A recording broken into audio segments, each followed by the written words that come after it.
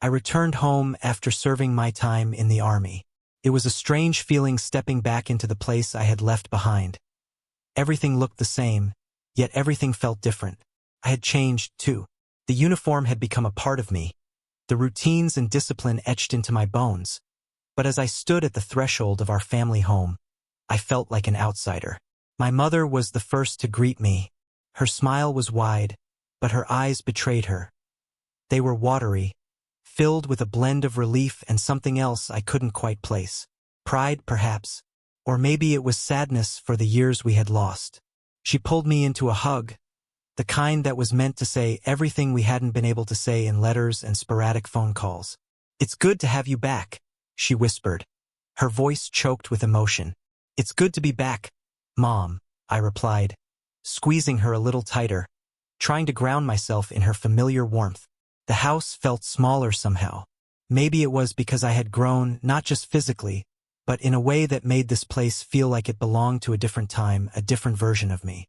I walked through the hallway, my fingers grazing over old photographs, memories of birthdays, Christmas mornings, and family vacations. It was as if I was looking at a stranger's life.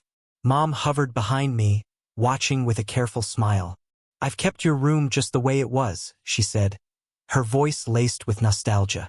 I nodded, stepping inside the room that once felt like my entire world. Now it felt like a museum exhibit, preserved in time. The bed, the posters, even the old desk where I used to do my homework. It was all there, untouched.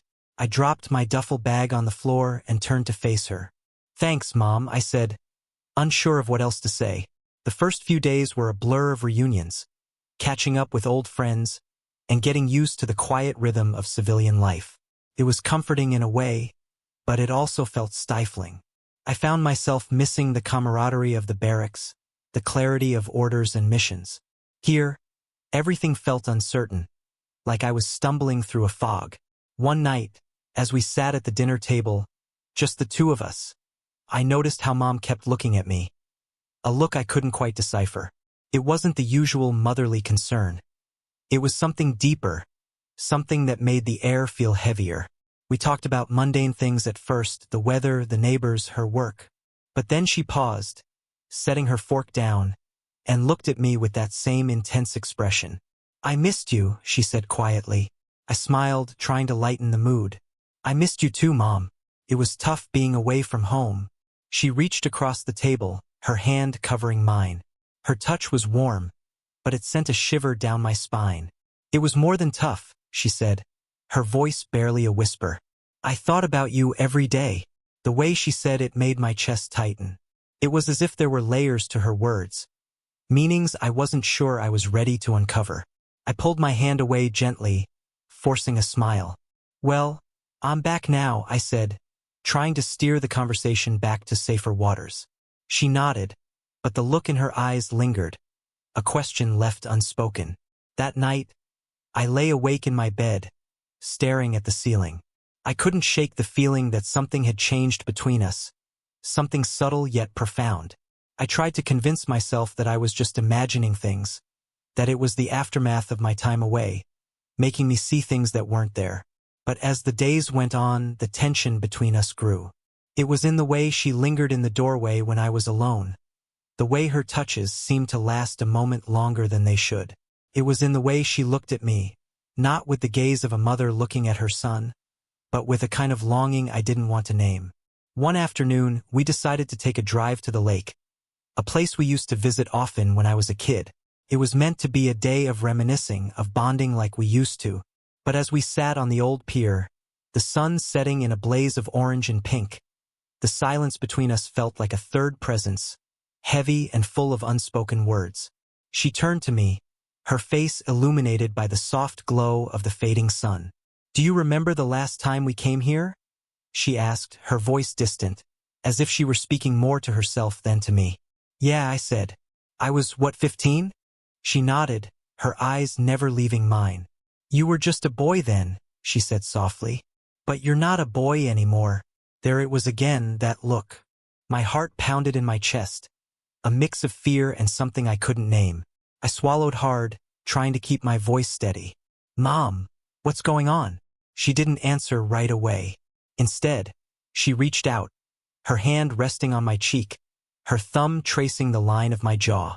It was an intimate gesture, one that felt out of place, and yet I didn't pull away. "I don't know how to say this," she whispered, her voice trembling. "But I can't keep pretending anymore." "Pretending what?" I asked, my voice barely more than a breath. Her eyes glistened with unshed tears as she looked at me, and in that moment, everything seemed to shift, like the ground beneath us had tilted. "I love you," she said, her voice raw with emotion. "More than I should." The words hung in the air, heavy and electric, like the calm before a storm. I felt as if I had been punched in the gut, all the air leaving my lungs in a rush. I knew what she meant, even if I didn't want to acknowledge it. "Mom," I started, but she cut me off, pressing a finger to my lips. "Don't," she whispered. "Just don't." We sat there, the sun disappearing below the horizon, leaving us in the growing darkness. Neither of us moved, neither of us spoke. It was as if we were suspended in that moment, caught between what was right and what we both knew we couldn't deny anymore. I don't know how long we stayed like that, but when we finally stood up, something had shifted between us. A line had been crossed, even if no words had been spoken beyond that. We drove home in silence, the tension between us thick and suffocating, and I knew that nothing would ever be the same again. The drive home felt endless, though it couldn't have been more than 20 minutes. The road was familiar, the same winding path through the woods that we'd driven so many times before. But tonight, the trees seemed taller, darker, closing in on us, as if they knew the secret we now shared. The silence in the car was unbearable, punctuated only by the rhythmic hum of the engine. I kept my eyes fixed on the road, gripping the steering wheel so tightly my knuckles turned white. I could feel her eyes on me, but I couldn't look at her. Not yet. When we pulled into the driveway, she didn't make a move to get out. I turned off the ignition, and the silence was louder than ever. Finally, she spoke, her voice soft, almost pleading. "Don't hate me," she said, barely above a whisper. I turned to her then, forcing myself to meet her gaze. The look in her eyes was something I'd never seen before, raw, vulnerable, like she was standing before me completely exposed. I couldn't bring myself to say anything. I wanted to reassure her, to tell her it was okay. But I couldn't, because it wasn't okay. Nothing about this was okay. "I don't hate you," I managed to say, my voice sounding foreign to my own ears. I don't know how to feel." Her hand reached out, hesitating for a moment before she placed it gently on my arm. The touch sent a jolt through me, and I hated the way my body responded, the way I didn't immediately pull away. It was as if a part of me craved the contact, craved the warmth of her hand on my skin. "We don't have to talk about it," she said, her voice trembling. "Not tonight. Just promise me you won't leave."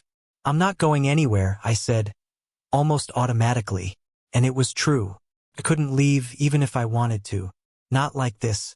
We got out of the car, moving mechanically, like actors in a play we didn't want to be part of. I followed her into the house, the familiar scent of home enveloping me, a stark contrast to the turmoil swirling inside my chest. She walked ahead of me, her shoulders tense, and I could see the slight tremble in her hands as she fumbled with the light switch. The living room was dimly lit, cast in the soft glow of the lamp she turned on. It was the same room where we'd spent countless nights together, watching movies, talking about everything and nothing. It should have felt safe, but now it felt like a trap. "Do you want something to drink?" she asked, her voice shaking as she headed to the kitchen. It was a desperate attempt to return to normalcy, but we both knew there was no going back to the way things were. "Yeah," I said, though I wasn't sure what I needed. Water, whiskey, anything to steady the tremble in my hands. I watched as she poured 2 glasses of wine. Her back was to me, and for a moment, I could pretend that everything was fine, that we were just mother and son sharing a quiet evening together. But the illusion shattered the moment she turned around, the look on her face so raw, so full of everything we couldn't say. She handed me a glass, her fingers brushing against mine. The contact was brief, but it felt like it lasted forever. I took a long sip, feeling the wine burn its way down my throat. It wasn't enough to dull the sharp edge of reality. "Maybe we should just sit," she said, nodding towards the couch. I hesitated, then followed her, sitting on the far end, as far away as I could while still sharing the space. We sat there, both of us staring at the wine in our hands, as if it held the answers we were searching for. The silence stretched on, heavy and suffocating. "Why now?" I finally asked, my voice breaking the quiet like a crack of thunder. She looked up at me, her eyes filled with a sorrow I couldn't bear to see. "I don't know," she whispered. "Maybe I've always felt this way," but I pushed it down, convinced myself it was just maternal love. "But when you left for the army, it was like a piece of me was missing. And when you came back, you're not the same boy I remember. You've grown up. You've changed." I set my glass down on the table, running a hand through my hair, trying to make sense of what she was saying. "I don't know what you want me to say," I said, my voice laced with frustration. She leaned forward, her hand reaching out again, but this time I couldn't let her touch me. I pulled back, and the hurt in her eyes was like a knife to my chest. "I'm sorry," she said, her voice breaking. "I didn't want to make you uncomfortable. I needed you to know." "Know what?"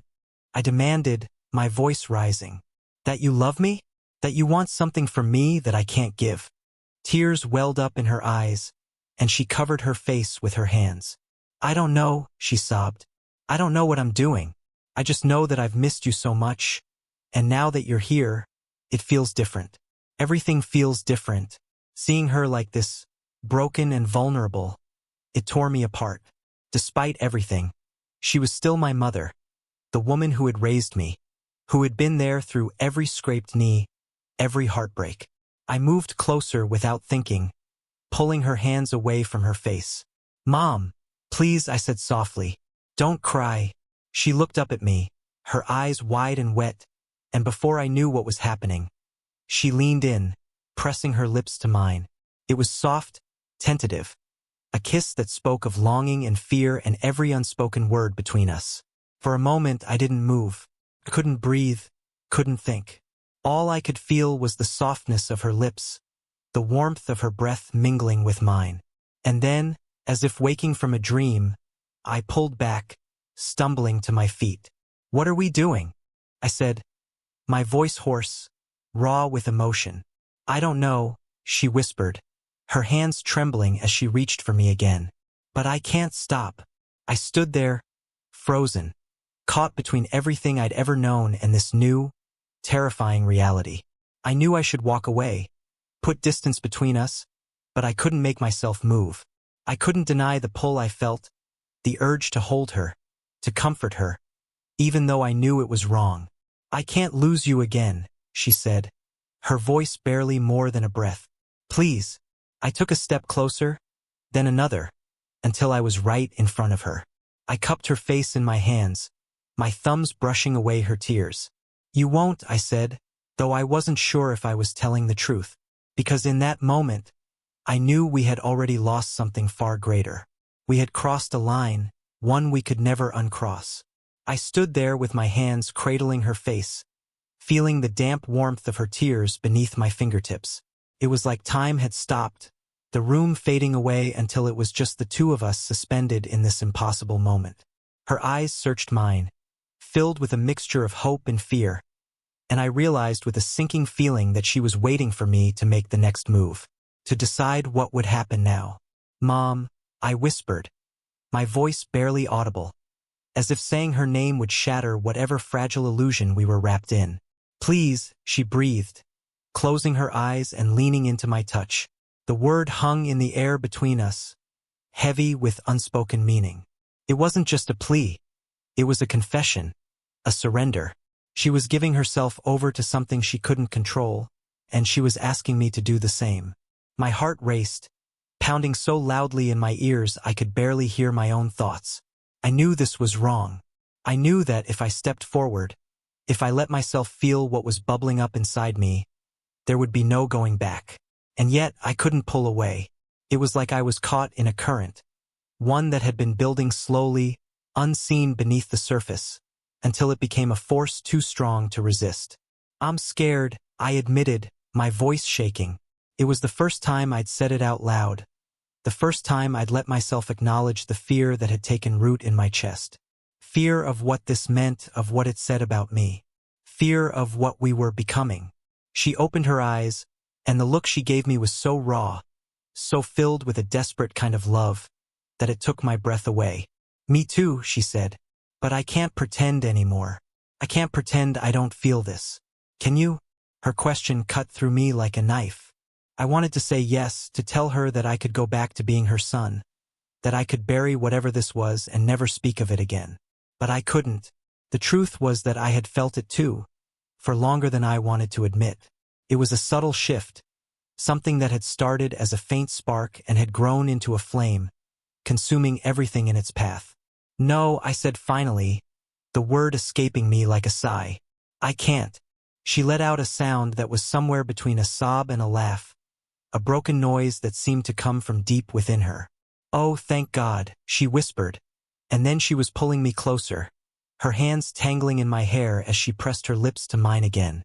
This time I didn't pull away. Couldn't. Her kiss was soft but insistent, filled with a kind of urgency that sent shivers down my spine. It wasn't a mother's kiss. It was the kiss of someone who had been holding back for far too long. I kissed her back, my hands slipping from her face to her shoulders, feeling the heat of her skin through the thin fabric of her blouse. The taste of her was intoxicating, a mix of wine and something else. Something sweeter, something that made my head spin. I deepened the kiss without thinking, my tongue brushing against hers, and she let out a small, breathy moan that sent a jolt of electricity straight to my core. We broke apart, both of us gasping for air. Her lips were swollen, her eyes wide and dark, and she looked at me like I was the only thing in the world that mattered. "This is crazy," she said, her voice breathless. "Yeah," I agreed, trying to catch my breath. "It is, but you don't want to stop, do you?" I shook my head, my throat too tight to speak. I didn't want to stop. I should have, but the thought of pulling away, of ending this, felt like tearing out a piece of my own heart. She took my hand then, her fingers trembling as they laced with mine, and she led me towards the stairs. It was such a small, simple gesture, but it felt monumental, like she was leading me across a threshold we could never return from. I followed her up the stairs, each step feeling like I was walking deeper into the unknown. My mind was racing, every logical thought screaming at me to stop, to turn around, to leave the house and never look back. But my body wouldn't listen. It was moving on instinct, driven by a need I couldn't name. We reached the top of the stairs, and she paused, turning to look at me one last time, as if giving me a chance to back out. But I couldn't. She opened the door to her bedroom and stepped inside, pulling me with her. The room was dimly lit, the curtains drawn against the moonlight, casting everything in a soft, shadowed glow. It smelled like her. A mix of vanilla and lavender. A scent that had always been comforting but now felt heady and intoxicating. I hesitated just inside the doorway, my heart pounding so hard I thought it might burst out of my chest. She turned to face me, her expression unreadable, and for a moment, we just stood there, staring at each other. The silence was thick, charged with everything we weren't saying. "Are you sure?" I asked, my voice barely more than a whisper.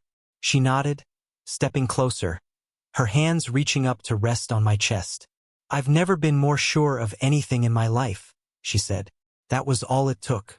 I closed the distance between us, capturing her lips in a kiss that was rougher, more desperate than before. Her fingers dug into my shirt, pulling me closer, and I could feel the heat of her body against mine, setting my skin on fire. We stumbled towards the bed, and she fell back onto the mattress, pulling me down with her. Her hands were everywhere. In my hair, on my back, tugging at my clothes like she couldn't get me close enough. I felt the world spin around us, everything narrowing down to the sound of her breathing, the softness of her skin, the way she whispered my name like a prayer. "Don't stop," she begged, her voice thick with emotion. "I won't," I promised, and I meant it.